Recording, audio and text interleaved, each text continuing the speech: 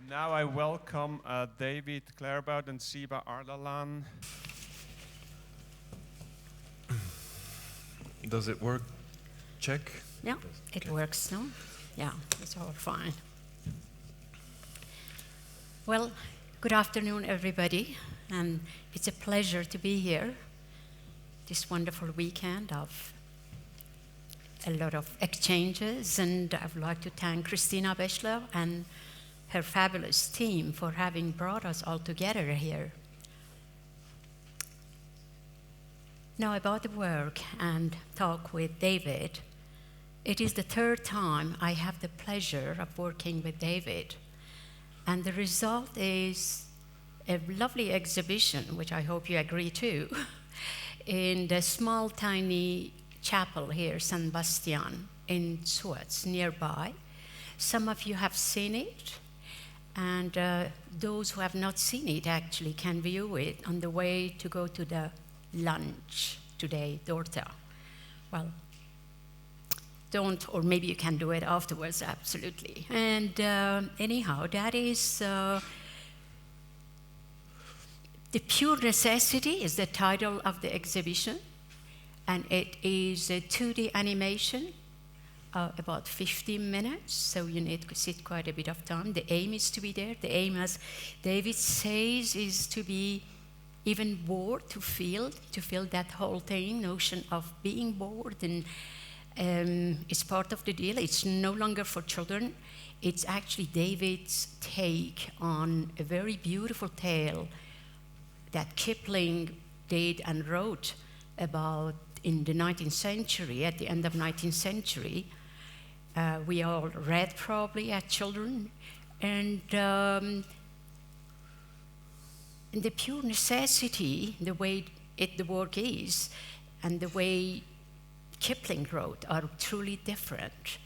Kipling's work then traveled about 70 years in time and got to Hollywood in the 60s, where Walt Disney created the Jungle Book. And that was the 60s. The 60s was a time of a true wish of the society wanting to communicate. That was also a time that human being was reaching towards something much higher in the sense of traveling to the moon. So that is response really to that time. Animals are talking, it's very noisy, they're taking care of Mowgli and so on. And finally, 50 years later, in the hand of David, it has turned into a totally different environment. Animals are in total silent, and they are in their own environment.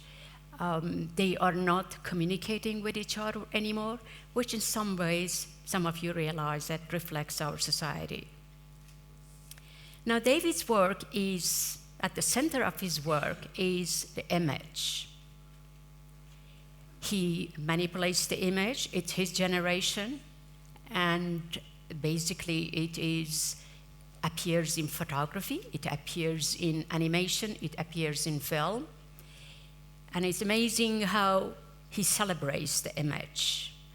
At the same time, over the past couple of years, David has been more and more interested in silencing that image. Recently, or about a couple of years ago, David contributed to a publication of an exhibition that I did at Parasol unit on the uncanny in contemporary photography, where David's essay was titled "The Silence of the Lens." And here in the film, it is the silence, actually in the work, is the silence of the screen. Interesting for an artist who actually celebrates the image, who uses to in all its end and possibilities. At the same time, he's silencing the whole thing. So I would like to go to the heart of the thing and right away ask David to start with telling us what is this dichotomy? Why, in a way, do you celebrate and silence the work at the same time? Maybe I'll start off by giving a bit of context to the pure necessity. I was working on something completely different, and unfortunately I listened to music, or I was on YouTube. I heard the song at the end of the film, which everybody in childhood who has seen The Pure Necessity remembers it either in horror or in pleasurable memories. With me, it was a bit of both, and so from one moment to the other, the idea to remake the Disney film, not adapt it, but remake it entirely, was born.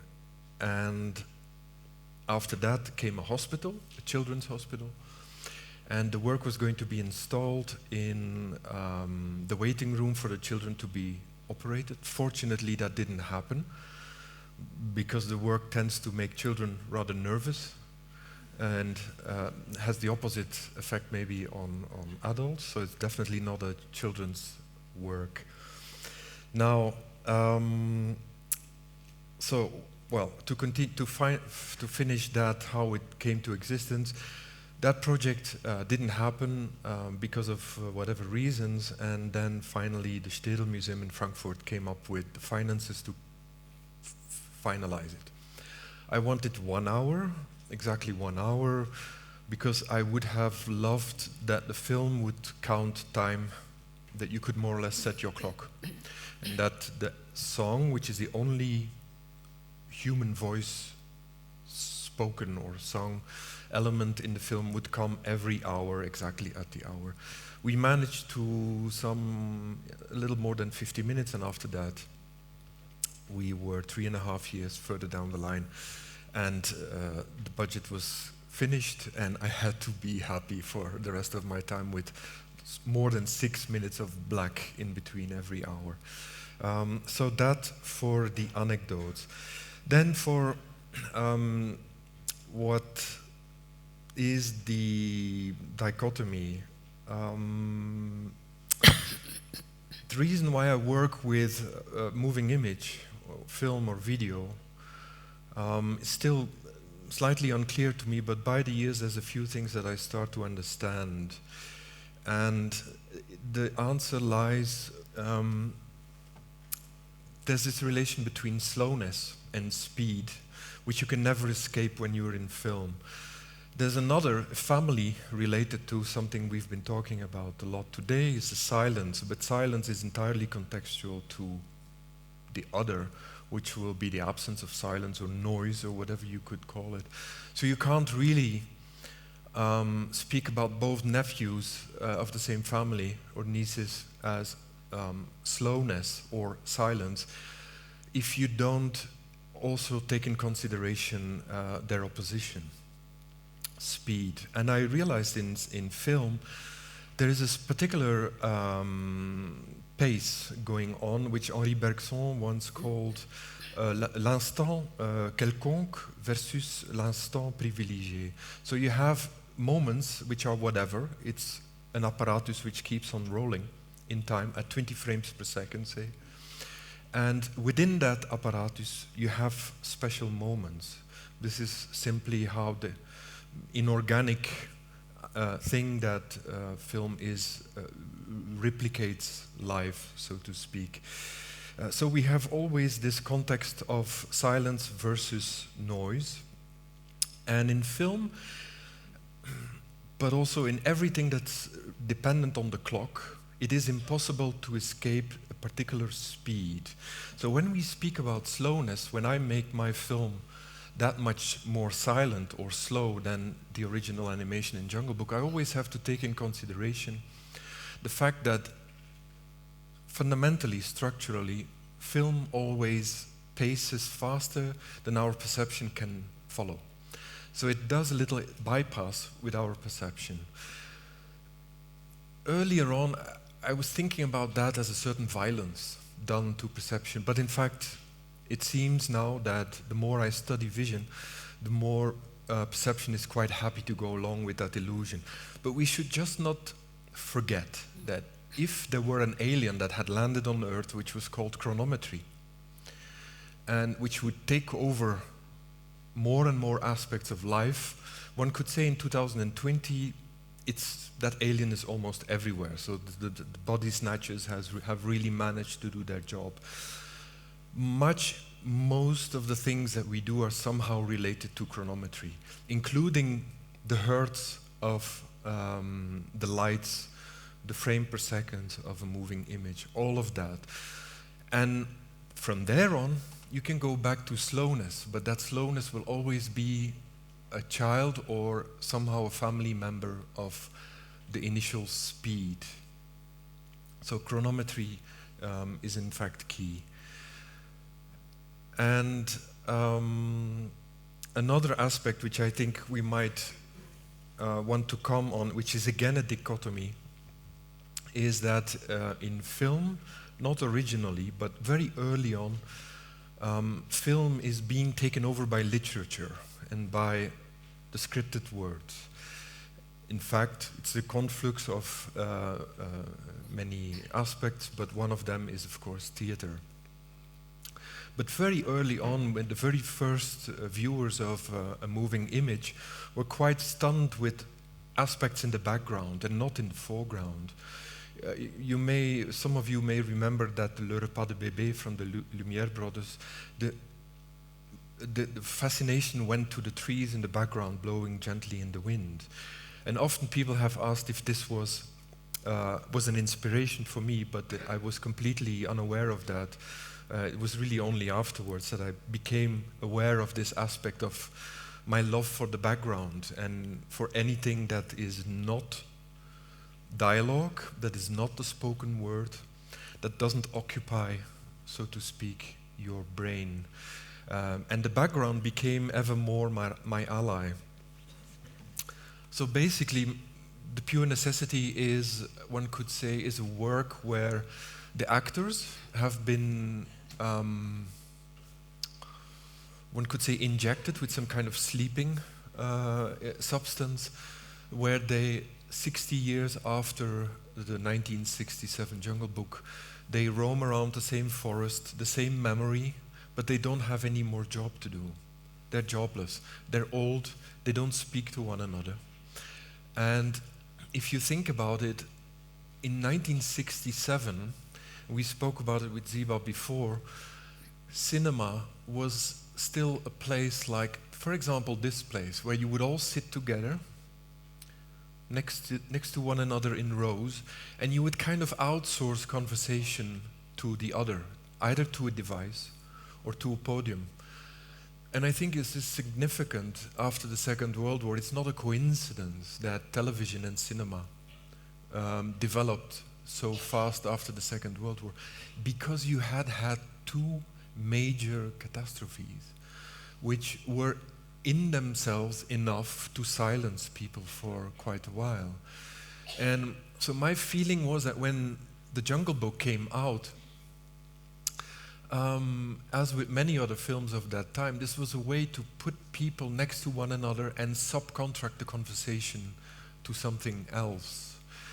Strangely enough, 60 to 70 years later, we find ourselves in a different situation. Cinema is on the decline, if there is still any at all, and we are mostly consuming much of what where we spend our time on individual devices.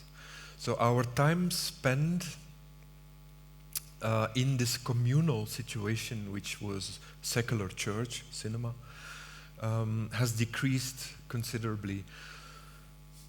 And I always remember Margaret Thatcher making this famous reference in the mid-1980s, that there's no such thing as societies. Yeah? There's individuals and their families. Yes. So those were aspects that were inspiring. The reason why I did this far too big effort for myself and my studio. And in a way, you told me that basically you did this work as a response to the fast pace of film and any moving image. In a way, you were negating that. You were bringing silence, you were bringing quietness. It was really, you were intent in doing that. But I've always had this hate-love relation to the moving image. I think it's often so if you are really in love with photography, you never share the same passion for the moving image or for film. You don't become a film buff. And in my case, it's certainly true that I'm passionately in love with the still image. And with this particular stillness that, of course, is associated with the still image, simply because as a surface, as a thing, it doesn't have the capacity to move on in time, to evolve. And anyway, your work is characterized by this silence, by this stillness. Now, just going quickly back to that essay, which is also about silence, is the silence of the lens. It's basically about what camera is doing today for us. We are taking all these photos and with our iPhones, and we think that, oh, we have taken this beautiful picture, but how many percentage of it is actually our work? And what has not been already, how many percentage is totally decided for us by technology? So basically, there is an incredible kind of counteraction between technology and the role, your personal roles as human being. Well, in that sense, we live in very interesting times because we see happening before our eyes sort of disintegration of a system which is lasted almost 200 years since the development or invention and development of industrial printing of the photograph and later the sequential moving image. And that, I would say, confidence system, which was so important for the modern human being, is a very simple one. It's that you make the analogy between the body of the camera, the lens, and your own eye. And when I wrote The Silence of the Lens, and later on I wrote a few small essays on what I call dark optics, is vision in the age of the loss of confidence in this analogy between the eye and the camera, is interestingly, we don't actually see with our eyes. We essentially use our brains largely for our perception.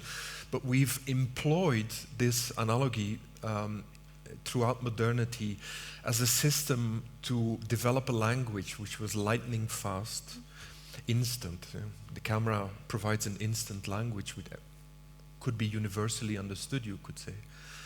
But which more importantly than anything is a confidence system. It's a system of being in a family, of being together, and of actually being able to look at something and no one has to explain you anything. You understand.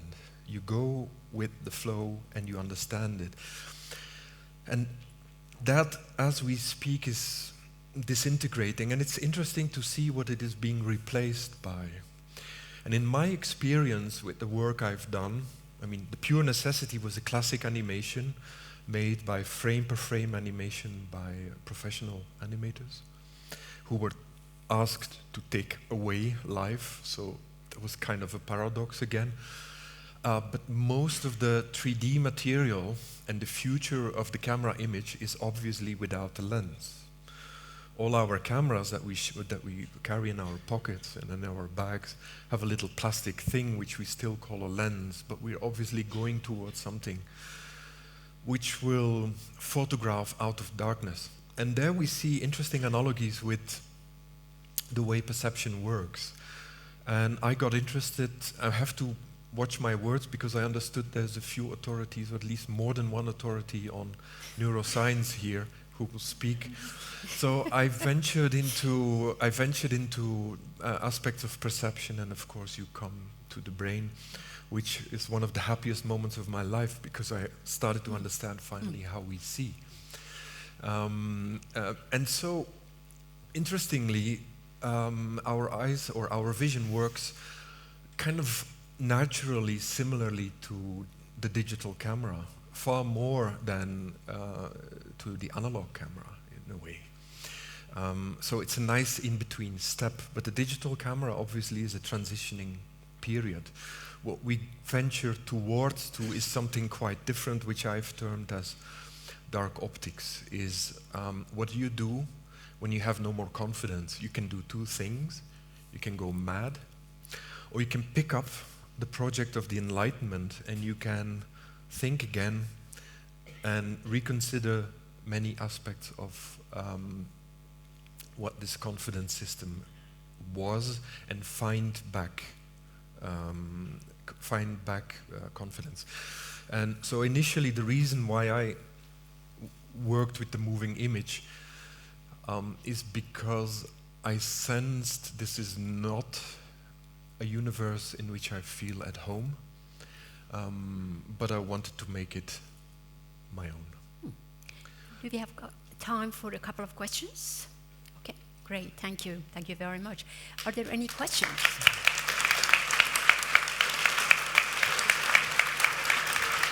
This is, by the way, the black and white. You want to talk about it, the black and white version. Any questions? Yes, there. I would be very interested in knowing how you envision the physicality and the continuity of our existence in the physical space while we get immersed into the moving image. Mm-hmm. So we have a tendency of relating to technology in terms of technology is an innocent sort of monster that we domesticate and that helps us. And we have just the same way we relate to these devices that we all have in our pockets. We think it's there for us. And I have a metaphor always in the back of my mind, which is that of the wolf. It's not mankind that adapted to the wolf, it's the wolf that adapted to mankind because there was no other option. So I think similarly, in our relation to technology, we become technology. And it's not that so there's no one direction communication there. Also, when you study a little bit like I do as someone who's merely interested, there is an interesting analogy between the left hemisphere and the aspect of computing. And one could say that roughly the past 2,500 years are dominated by a left hemisphere aspect of the brain, which is very good at organizing. And it's possible that our computer culture and our technology culture comes or has something to do with the dominance of the left hemisphere in relation to in relation to the right hemisphere. So I continue a little bit with your question. What is clear to me is that we are not Cartesian beings that are divided, or dual beings that are divided in a mind and a body, but we are split beings. So the aspect of two, upon which by chance the binary system is based, and which we thank most of our technology to, is of course has allowed radical computing to happen. And vision there, in all the senses, vision is one of the most fascinating aspects, of course, because it's so rich in giving all the answers and giving a lot of hints and intuitions. And we live in a visual culture. Great. Another question? If not, I think oh, sorry, there is a question there. Can I just pose the question of the implications of dark optics and neuroscience in terms of your work? Because you say, of course, we don't see with the eye, we see with the brain. But actually, in a way, we don't really see. Not really.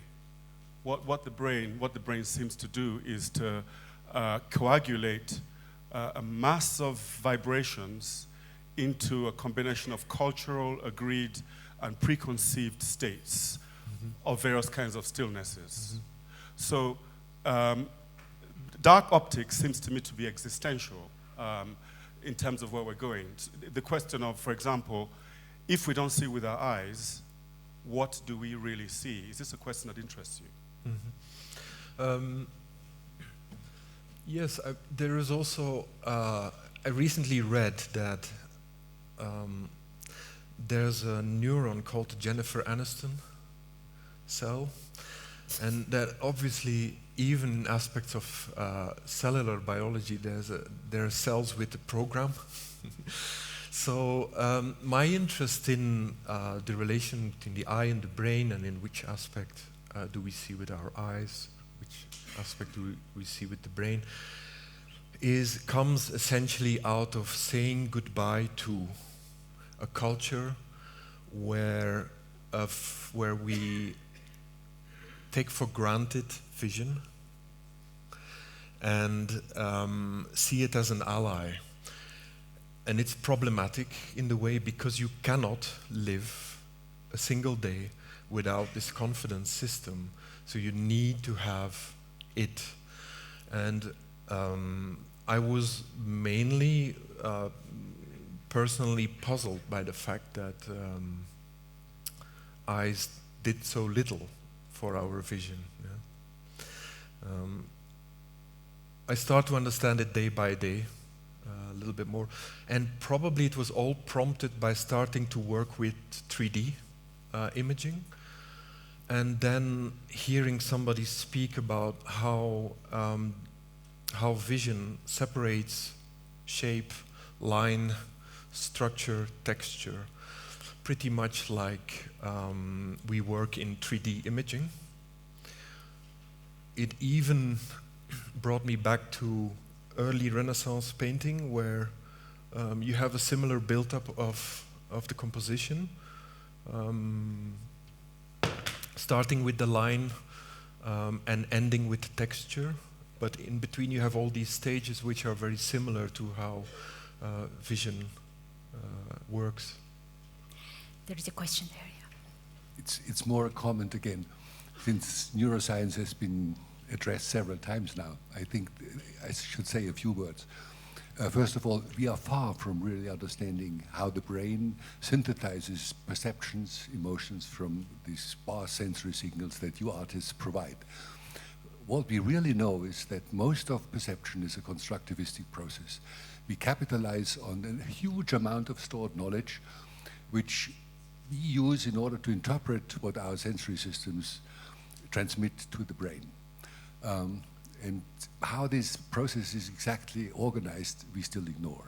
So I would like to warn everybody to take these narratives of Jennifer Aniston cells and stuff like this for granted. They are found, but in which context they have to be interpreted is still a riddle. And then I would also like to stress that this dichotomy into right and left hemispheres, the left one being the analytical, the Cartesian, the cold one, the digital, and the right one being the holistic, musical, and so forth. Absolutely. This is absolutely wrong. Yeah. These two hemispheres collaborate very, very all the time on all aspects. All the time on all aspects. There are slight differences. There's also the same myth with the male brain and the female brain. It is also heavily exaggerated. There are a few capabilities that women brains do better than males, like face recognition and stuff. You need to be caring, but most of the functions are really all the same. So it's. But there in the relation of left and right hemisphere, I was referring to a book which I had loved by Ian McGilchrist, The Master and His Emissary. It's a 10-year-old book about. Yeah, but caution. Yes, of course. It has its questions, yeah, definitely. Well? I would not even be capable of even summarizing popular psychology, let alone more than that. Well, with that very enlightening question and answers and comment, actually, it's a wonderful moment to stop and walk to Dorta, where a wonderful lunch is waiting for you. Thank you.